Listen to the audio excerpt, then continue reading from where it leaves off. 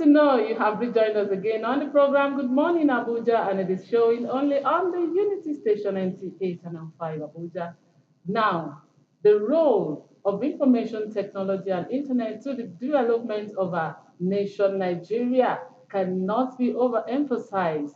This morning, we want to talk about the role of public policy and information technology. And I've been joined with a tech expert as well as public administrator to talk to us on the role of public policy and information technology. Help me welcome Elijah Asukwa to the program. Thank you very much, ma'am. Elijah, you're welcome to the program. Thank you very much, ma'am. Okay. Thank you for having me. Yes. You know, this is they say the world is a global village, and everything you want to do now, be it trading, agriculture, administration, you have to involve internet. Now that we are going to talk about the role of public policy and information technology, I want us to come home so that we can drive the message very well for everyone to understand. So you're welcome to the program. Thank you very much. Now let's start. Can you explain the current landscape of public policy as it pertains to information technology? All right, thank you very much for that question. Public policy is all about what the government chooses to do and what not to do in addressing issues. So the role of public policy in ICT is all about the rules, the set rules government ensures to make sure that the internet, that the technology is safe, is secure, is safe for everyone to use. Yes. So whether you are Gen Z, whether you are Alpha Gen, you can use the internet. Wow. It's very safe, it's very secure, and it's very sound. Okay, before you came up here, we were trying to talk about one question that I threw at you, and you were trying to like laugh over it. I say, how do you think that the older generation will fit into this present generation, and together will help contribute all our quotas to the development of our nation? Yeah, the technology is very simple. It is. And like we now, we are the Gen Zs. Okay. We don't even need to go out to 9 to 5 job to be doing work. You can just stay in your house and do work. At the end of the month, money will come into your account. You just, if you're a graphic designer, then you are working for a particular company. You can stay in your house, open your laptop, design for them, and then send to them. Then they will now forward it to you, and then you do your corrections, and then they will approve the work. You can go ahead and then get your money. So internet is very simple. It's very secure. You can just stay in your house and design your work and send. Now, the role of internet cannot be overemphasized. Yes. So the Gen Zs, they are using the internet very well. I know you are talking from the point of experience and what you're doing now. With this, now that we are talking about this one, just quickly conscientize our minds on how we can really use internet to service our needs and to develop our nation. Okay. Now, to use the internet. Okay. Now, the government... Positively. Now, let's talk about the blockchain and the AI. Now, if you remember, there is a man named Tim Berners-Lee in 1989. He introduced the web. We had the web 1, the web 2, and the web 3. The web 1 was just a static web where you just go there, get information, and then you go. But people wanted to participate in the internet. That was how they introduced the web 2. The web 2, which we have the YouTube, the Facebook, where you can access the internet, you can communicate with people, you can send messages across, you can use it to do positive things. Then the web 2 was not that secure. There's what we call algorithm. When you go to the internet, when you go to your Google, your browser to browse something, like maybe you want to get a shawarma for your design or whatever. Now, when you go to your social media, Facebook, and then you'll be scrolling, the Facebook feed, they will show you the ads of shawarma. That is to tell you that the web 2 was not safe. So they had to switch over to web 3. They needed a more secure and a safe internet. That was how they introduced the web 2. Which we have the blockchain and the AI. The AI can be used to work effectively and efficiently. Effectively is being able to produce the needed result, while efficiently is being able to produce the needed result without wasting resources. Wow. So for the blockchain can be used to ensure security and safety. in transaction, even in voting. Blockchain is very secure, it's very tight, no hacking, Okay. and the rest of them. Wow, this is very interesting. Still talking about that now, how do you think emerging technologies like the AI that you just mentioned, Okay. as well as blockchain will affect public policy? No, it affects public policy in the sense that the government, they will not, in blockchain, Okay. they will not manipulate the data. The data. Once they, in terms of voting, if they use blockchain to vote, it will stand. You cannot do some Alter constructive, anything. you cannot alter anything. It will just be there. It will just be there. Even in transaction, financial transaction, you cannot manipulate the numbers, you cannot just change the figures. Like maybe the government want to use a project of 10 million and then they want to change the figures. No. When you use blockchain, if you are imputing a particular transaction, what you it will just impute, it will just be there. Wow. So the blockchain is okay. Then for the AI, this it will make the government work more effectively. And then you see those data online. You can also access the data of the government online. So for the AI will make the work faster, And very easier. faster and easy. So you, from your own view, you are now saying most of organizations can Use AI. AI You can use AI and then especially in AI, even in writing, Okay. anything, you can use AI and make your work faster and effective. Okay. Yeah. Wow, this is very interesting. Thank you. Okay, let's make progress. What are the key regulatory challenges faced by AIT experts, bodies, and organizations? Well, in the rapid development of the technology. Okay. Now, the technology is developing rapidly. Like I mentioned, the Web 1, the Web 2, the Web 3. If the government policies, they are not fast enough to make policies to regulate, Yes, in line, they will not meet up with it. Internet is used globally. So what the policies of a particular country cannot be transferred to another country.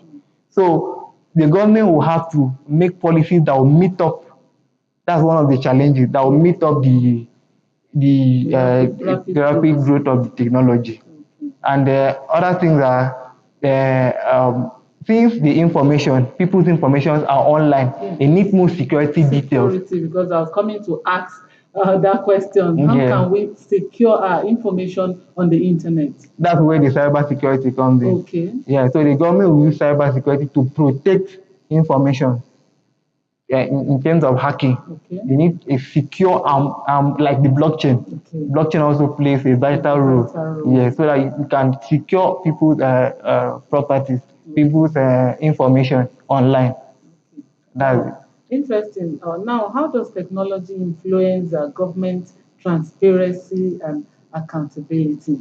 Yeah, like now, if you need something from the government, you need to go to maybe the three arm zone, the presidency, the legislature, or the judiciary. They can go online. Whatever government does, they put it online. Everything online. You go there, access the internet, and know what the government are doing. So the government will not have to cheat us.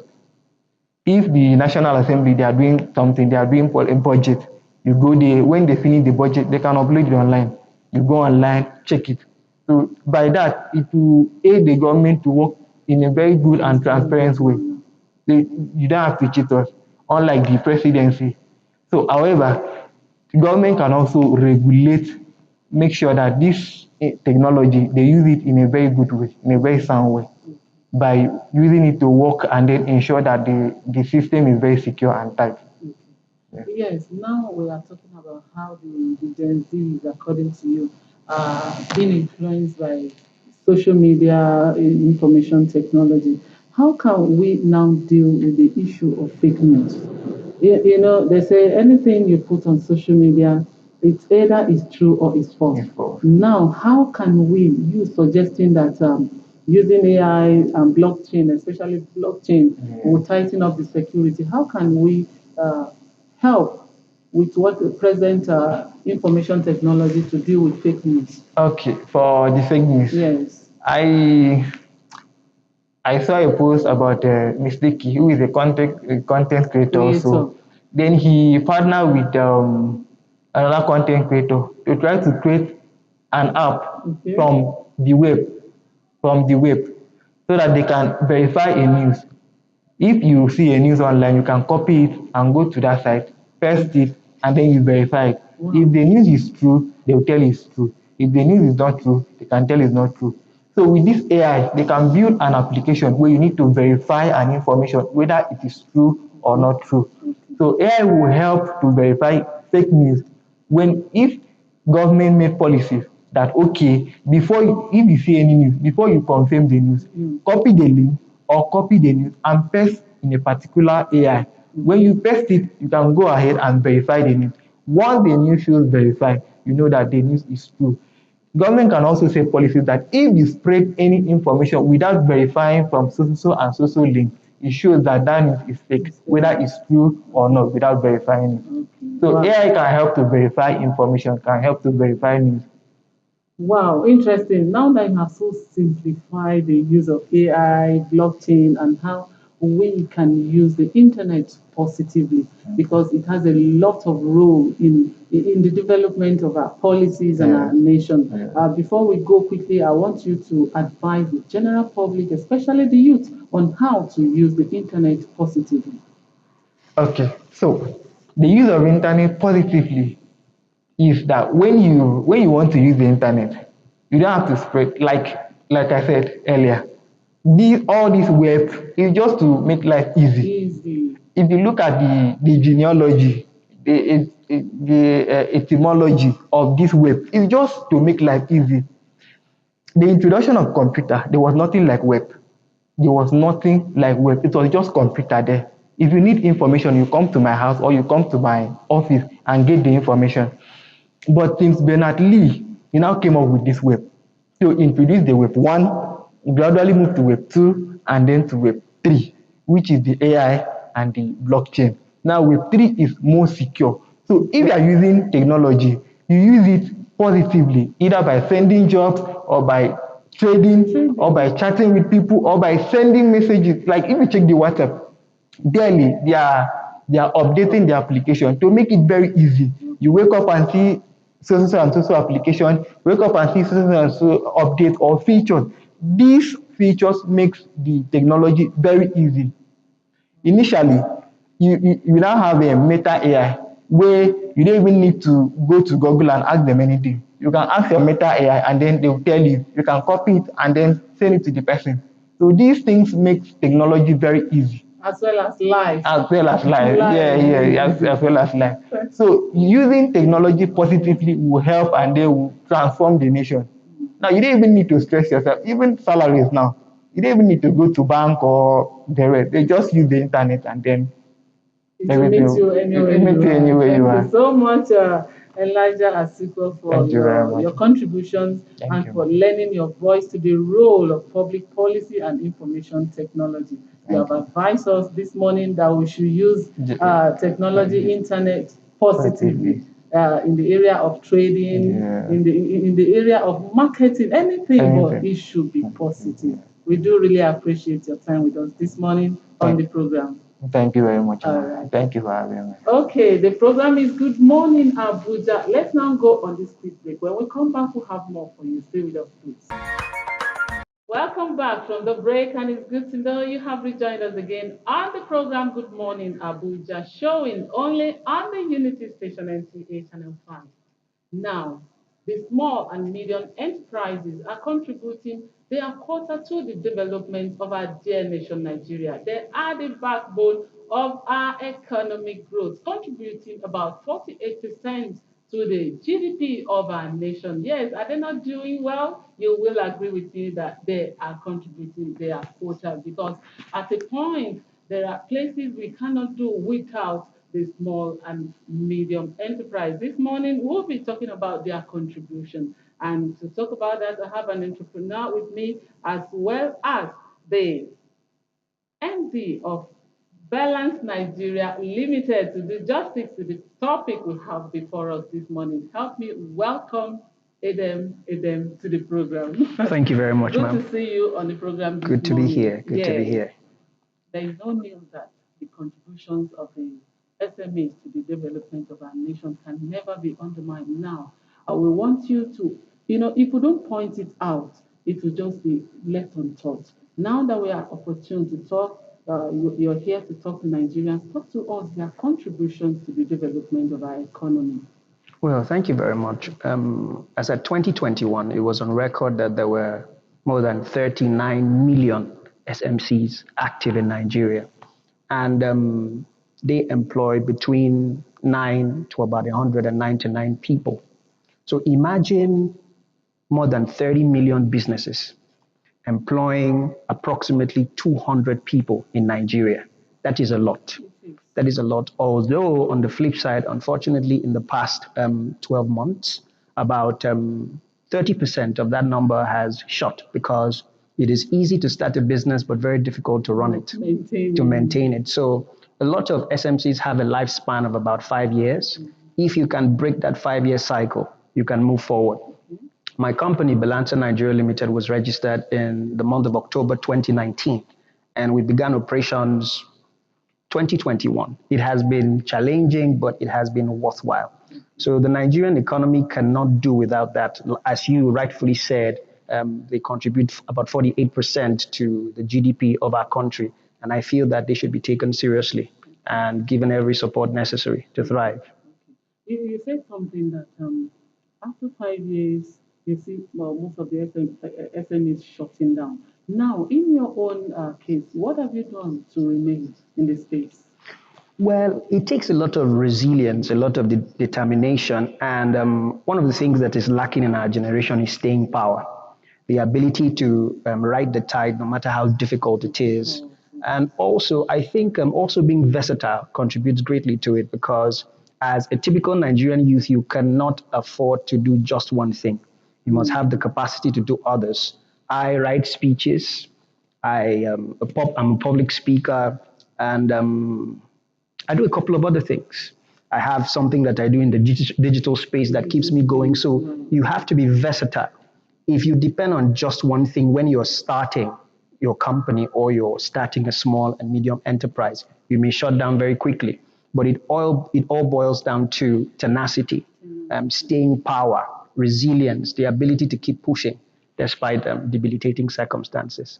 The great one. You know, when you were responding to the first question, you talked about the employment rate to which the SMEs contribute. Now, I want you to really expatiate it for us here. How do SMEs impact employment rate and job creation? All right, let me use a very practical story. Okay, I own a cleaning company. We get a job, we need hands to work with us, and we take 5, 10 people, they work with us, and young people specifically, and they get paid. You need to see the smiles on their faces when they receive the alert, and it keeps them off the streets. One of the disadvantages of unemployment is that when that youthful exuberance and strength is not channeled into something positive, they are going to use it for something else.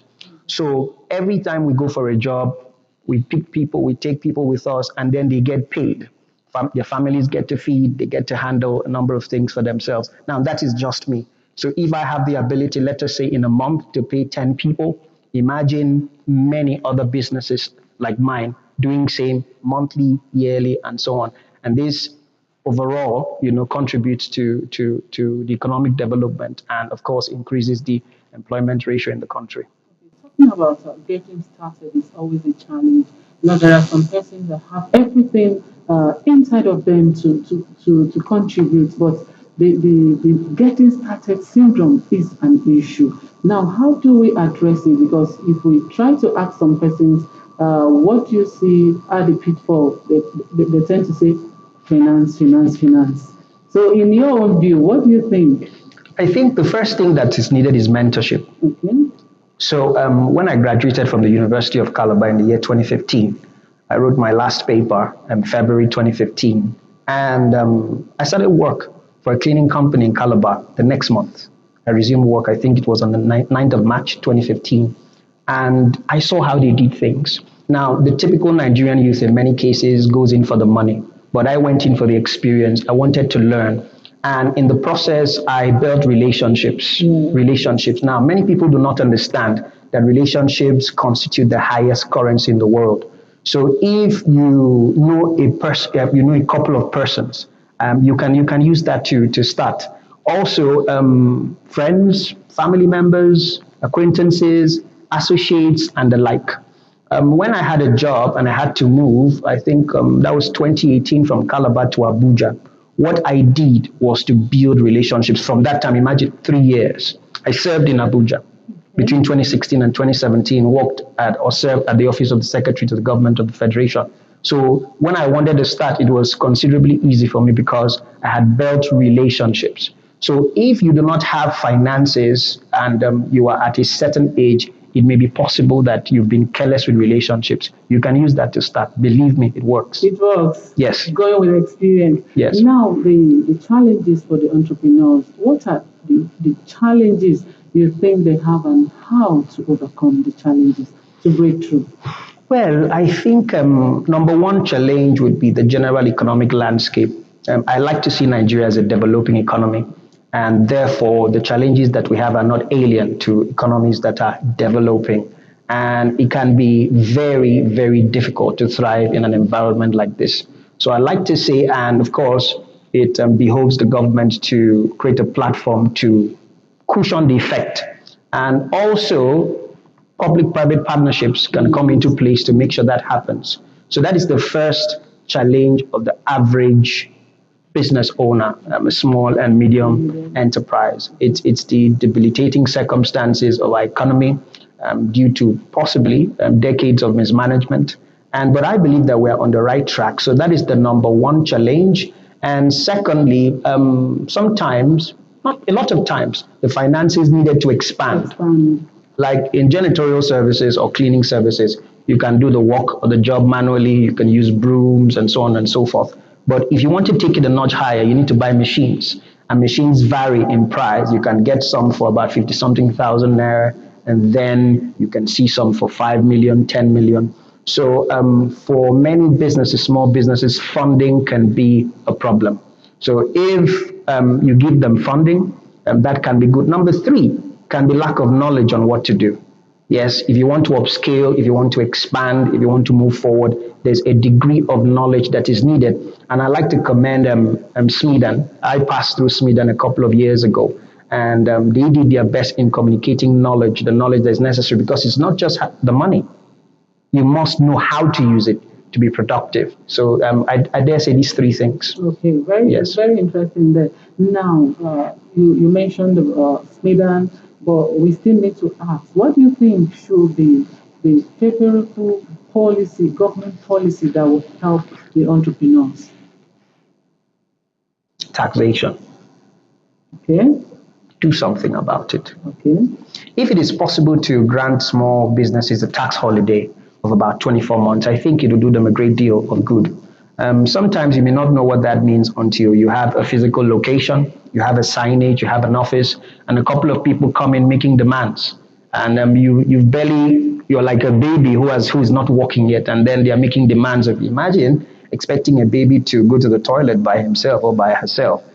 So if small businesses can be given tax holidays and so on. Also, I dare say grants or loans with proper moratoriums, where a specific time frame can be given for them to pay back. I think that was done in the year 2021 through Nassau Microfinance Bank, something like that. Although I heard recently that the federal government released 70 billion naira to 70,000 businesses.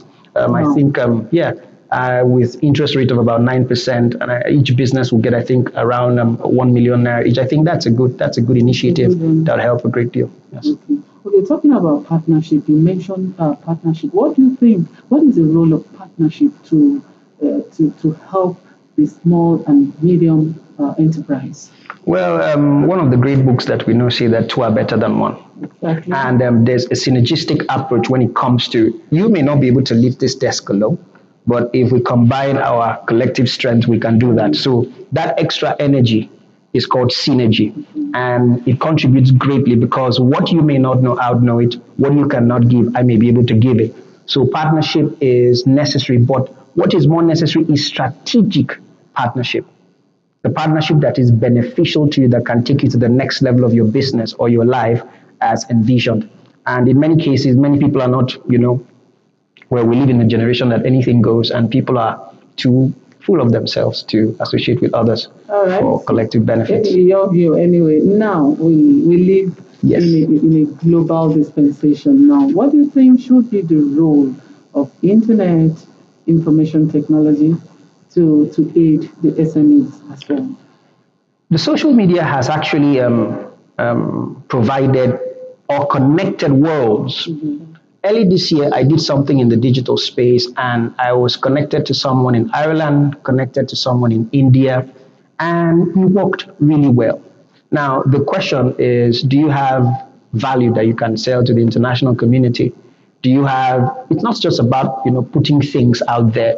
Do you have value that can attract these people to you? Because truly, you can connect with people around the world and, establish partnerships with them that can help grow your business. But the question is, do you have the value to make it happen? Wow. Well, talking about value and how we can make it happen. Now, there's one very interesting question I want you to really address for us. What are the key sectors where SMEs have a significant presence? Significant presence. I dare say Nigeria is a very entrepreneurial nation. Yes, we are.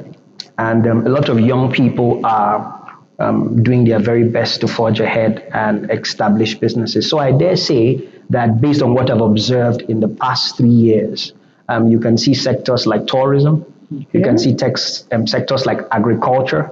And for me, my next focus is agriculture. Our ancestors did a wonderful I'm glad job. You mentioned agriculture. Yes, Okay. yes. Right. And also, of course, information technology, Sure. where you can categorize cybersecurity and the rest into that IT.